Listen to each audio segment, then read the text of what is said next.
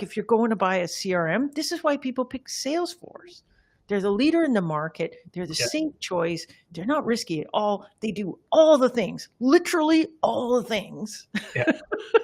And so how would anybody ever sell against that? And yet there are tons of companies that sell against that. And they sell against it by turning that strength into weakness. So so I worked at a company where we sold against a big incumbent, and we did it by focusing on an underserved subsegment of the market. So one of the big weaknesses that comes with being the market leader is you're trying to be everything to everyone. Yeah. And you have to be in order to, maintain this market share in this giant market, which means that you're exposed in lots of markets that aren't that big, but well, more than big enough to support a mid-sized startup or a bigger startup. Yeah. And then once that startup grows to a point where they're number 2 in the market, they can start to challenge number 1.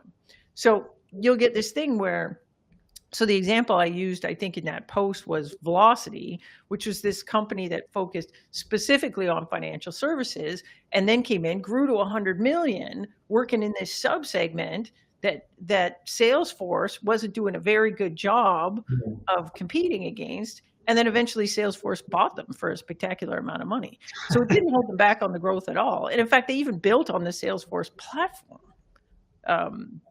And so there's lots of examples of this, I think, where you can, take the thing that looks like, it's untouchable and use it to your advantage. Here's the other one you have when you have the big, gorilla in the market. Often the gorilla in the market is really slow to adopt new technology because their platform is complicated. It's big. It's a lot of lines of code, man. And it does all the things for all this stuff. And there's all kinds of APIs and other things they have to consider. And so it's not easy to just come in and adopt some new thing and have that work. That smaller companies can often crank out new innovation really fast. And if you're aimed at a subsegment of the market that really needs that innovation or really cares about that innovation, you can often position the leader in the market as kind of the old legacy junk and position yourself as the new hotness.